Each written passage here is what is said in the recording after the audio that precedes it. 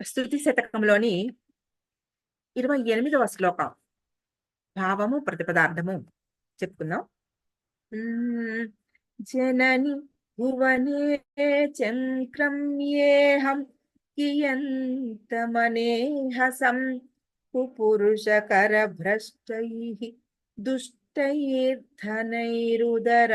పరిః తరుణకరుణే తంద్రాశూన్యే తరంగయలోచనే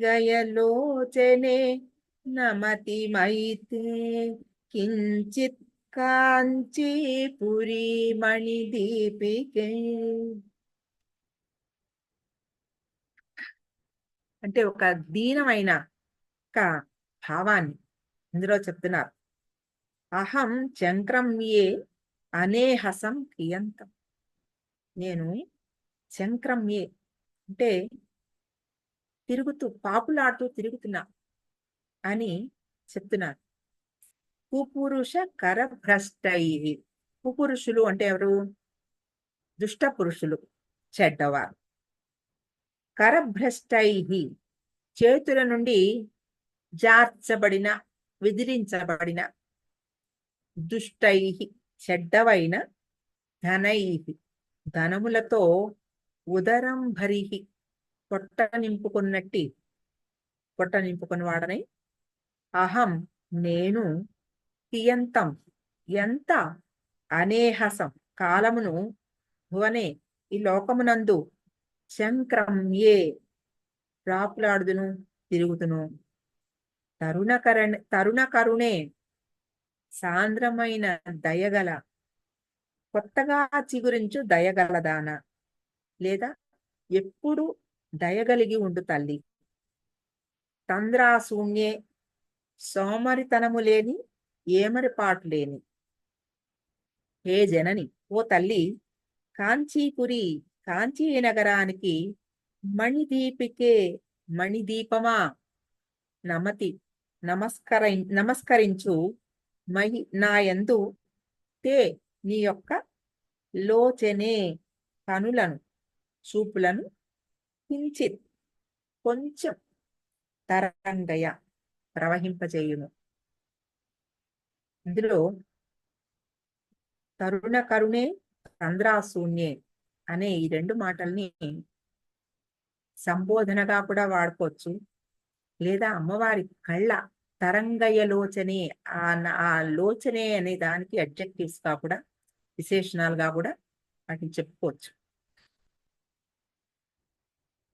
ఈ ప్రపంచంలో అందరూ ఉదరం భరిహి అంటే పొట్ట నింపుకోవడమే కదా.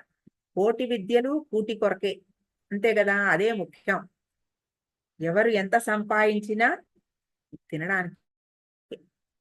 అది అసలు ప్రాణులందరూ, పుట్టిన ప్రతి జీవి, మనిషే కాదు, ప్రతి జీవికి కూడా ఆహారమే కావాలి.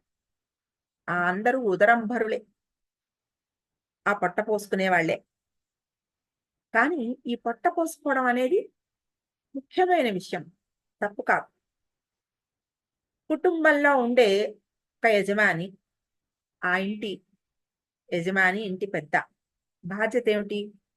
ఆ ఇంట్లో ఉన్న అందరికీ కూడా ఆ కడుపు నింపవలసిన బాధ్యత ఆ యజమాని. ఆయన తన కుటుంబంలో వాళ్ళని పోషించడం గొప్ప విషయం ఏం కాదు, పెద్ద విషయం కూడా కాదు. అది బాధ్యత అంతే. అది చేయకపోతే తప్పు, కానీ చేస్తే గొప్పలే. తనతో పాటుగా, తన కుటుంబంతో పాటుగా ఇంకా ఎవరికైనా కూడా ఆయన పోషణ భారం వహిస్తే అది గొప్ప. అటువంటి ఎంతో కొంత వాళ్ళకి కూడా పెట్టి మిగిలిన దానిలో తన కుటుంబాన్ని నిలుపుకునేవాడు గొప్ప వాళ్ళ కింద లెక్క వస్తారు. పశుపక్ష్యాదులు కూడా ఏం చేస్తాయి? వాటి గుడ్ల నుంచి పొదిగిన ఆ పిట్టలకి, చిన్న చిన్న ఆ బుడ్డి పక్షులకి కూడా ఆ తల్లి పక్షి ఆ ఫుడ్ తీసుకొచ్చి పెడుతుంది. బాధ్యత అది. అది అంటే పశుపక్ష్యాలకు కూడా కామనే అది. మానవ జీవితంలో గొప్ప విషయం ఏం కాదు. అది ఒక బాధ్యతగా జరిగే విషయమే. అందువల్ల మనిషి ఆ పని చేస్తున్నాడు అంటే తన కుటుంబాన్ని పోషించుకుంటున్నాడు. అంటే ఏంటి? పశుపక్ష్యాదులతో సమానమే. తన కుటుంబాన్ని పోషించుకుంటున్నాడు. పక్షులు, పశువులు కూడా అవే చేస్తాయి. ఒక ఆవు తను ఈనిన ఆ దూడకి పాలిచ్చి పోషిస్తుంది.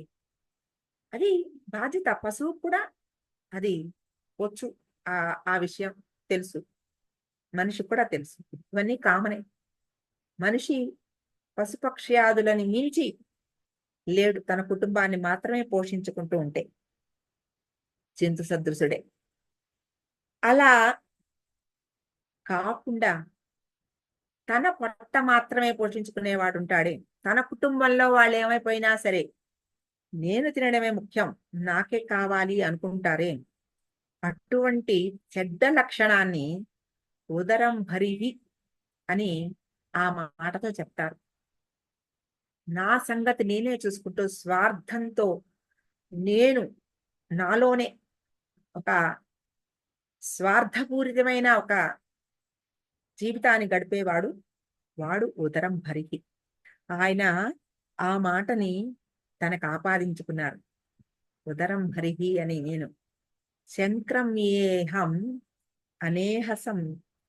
ఎంతకాలం నేను ఇలాగా ఈ ఉదరం భరిగా, ఆ ఉదరం భరి ఇది కూడా ఎట్లా ఉంది? చెడ్డ వాళ్ళ చేతుల నుంచి దుష్టై ధనేహి, వాళ్ళ చేతుల నుంచి విదల్చబడిన అంటే వాళ్ళని ఎంతో బతిమాలుకుంటూ వాళ్ళని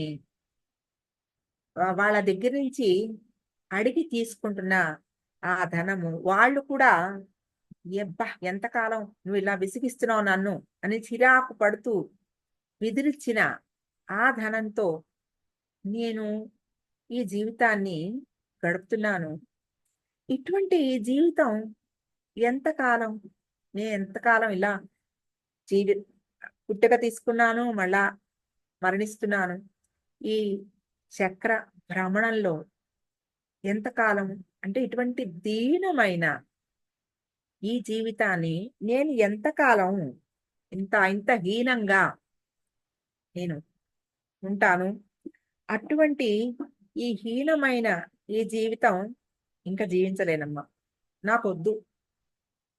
ఇటువంటి జీవితం నుంచి నాకు ముక్తిని ప్రసాదించు, మోక్షాన్ని ఇవ్వు అని అడుగుతూ ఈ ధనికులైన యజమానులని వాళ్ళని వెంటపడి వాళ్ళు విసుక్కుంటూ అనాదరంగా అంటే ఇచ్చేవాళ్ళు కూడా ఒక్కొక్కసారి మనం చూస్తాం, ఇచ్చేటప్పుడు చాలా చిరాకు పడుతూ ఇస్తారు. కొంతమంది అయ్యో పాపం ఇబ్బందిలో ఉన్నావా అని ఒక జాలితో అయినా ఇస్తారు. ఏదైనా తీసుకునేవాడి చెయ్యి కింద, ఇచ్చేవాడి చెయ్యి పైన. ఇప్పుడు కూడా తీసుకునేవాడికి ఎన్నో అంటే ఆ యాచనలో ఎంతో ఇబ్బంది ఉంది. అటువంటి ఆ ధనాన్ని తీసుకున్న తర్వాత వాళ్ళు చేసిన పాపాలన్నీ కూడా ఆ ధనానికి ఉంటాయి, ఆపాదించబడి ఉంటాయి. వాళ్ళు ఎలా సంపాదించారో మనకు తెలియదు. వాళ్ళు ఇచ్చిన ధనాన్ని మనం పొంది మనం వాడుకుంటున్నాము అంటే ఆ ధనం వల్ల మనకి సంక్రమించే ఎన్ని పాపాలు ఉన్నాయో మనకు తెలియదు. అటువంటి ఈ పాపపు బతుకుని ఎంతకాలం ఈడుస్తాను నేను ఇలాగా? అటువంటి అంత దైన్య భావాన్ని చెప్తున్నారు. ఆ ఆ దైన్య భావంతో తరుణ కరుణే తంద్రాశూన్యే. ఈ తరుణ కరుణే అంటే ఏమిటి? చిగురించిన కరుణ. అంటే అమ్మవారి కరుణకి ఎవర్ ఫ్రెష్, ఎవర్ యూత్. అంటే మనకి అదే నేను చెప్పాను ఇందాక, విసుగు. అవతల వాళ్ళని చూసి చాలా చిరాకు, విసుగు కళల్లో చూపిస్తూ ఉంటామే. ఆవిడ కళల్లో అది ఎప్పుడూ ఉండదు. ఎంతకాలం నుంచి నువ్వు ఇలా నా వెంట పడతావురా ఆవిడ. నువ్వు వచ్చావనన్నా నీకు ఇది అవసరమా అని ఆ కళ్ళల్లో ఎప్పుడూ అటువంటి కరుణ, ఎవర్ యూత్, ఎవర్ ఫ్రెష్ ఉంటుందిట. కరుణ కరుణ. ఆ తరుణం అని చెప్తున్న మాటకి ఏమిటంటే అప్పుడే ఫ్రెష్ గా వచ్చినట్టుగా ఉండే ఆ అనుభవం అన్నమాట. అబ్బా! నన్ను చూస్తేనే అమ్మవారి కళ్ళలో అంత కరుణ ఉందని అందరూ అనుకుంటారు చూడండి. ఇప్పుడు అమ్మవారి దర్శనానికెళ్ళిన 1000 మంది ఉంటే 1000 మందికి ఆ భావమే ఉంటుంది. అంతమందికి అదే కరుణ చూపిస్తుంది ఆవిడ. అంతే తప్ప ఆవిడ "నువ్వు నీ మీద నాకు చిరాకుగా ఉందిరా, నువ్వు వెళ్ళిపో" అని ఎవరిని అనదు.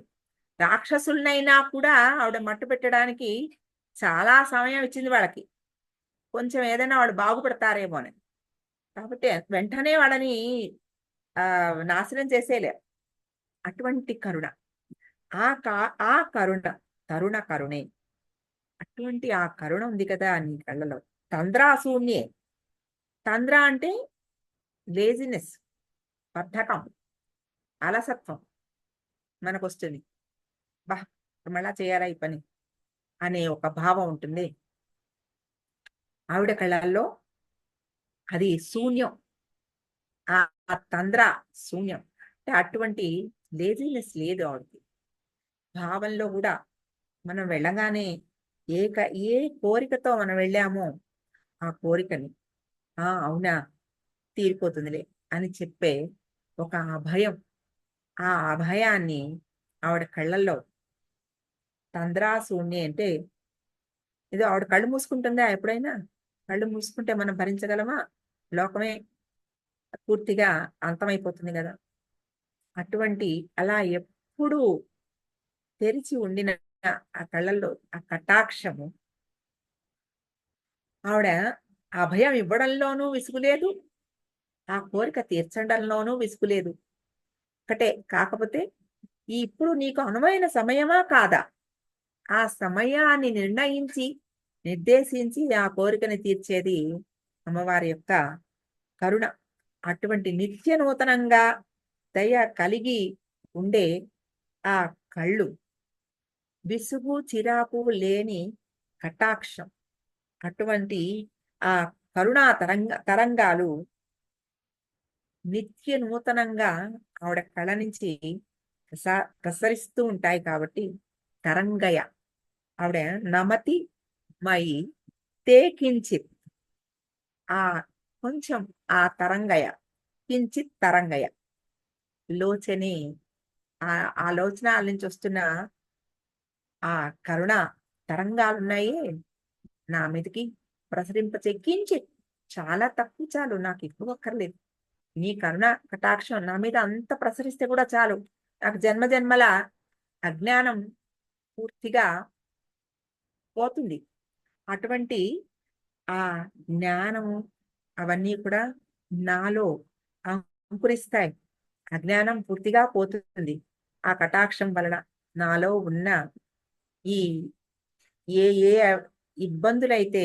నేను పడుతున్నానో ఈ జీవితం ఆ చక్ర భ్రమణంలో పడి కొట్టుకుంటున్నానో అటువంటి ఆ చక్ర భ్రమణం నుంచి నన్ను తప్పించగలిగిన నేర్పు నీ కంటి కటాక్షానికి ఉన్నది కాబట్టి ఆ కరుణా తరంగాలని నా ఎడ కొంచెం ప్రవహింపచెయ్యి ఈ అందులో ఆయన దీనం దైన్యం అంటే భగవంతుడు ఎప్పుడు కూడా దైన్యం దీనంగా అడిగినప్పుడు చాలా కరుణ చూపిస్తాడు భగవంతుడు అటువంటి ఆ కరుణ ప్రసరింపజేసే ఆ కరుణ అవధులు లేని తరంగాల వంటిదిట అలా కంటిన్యూస్ గా తరంగాలంటే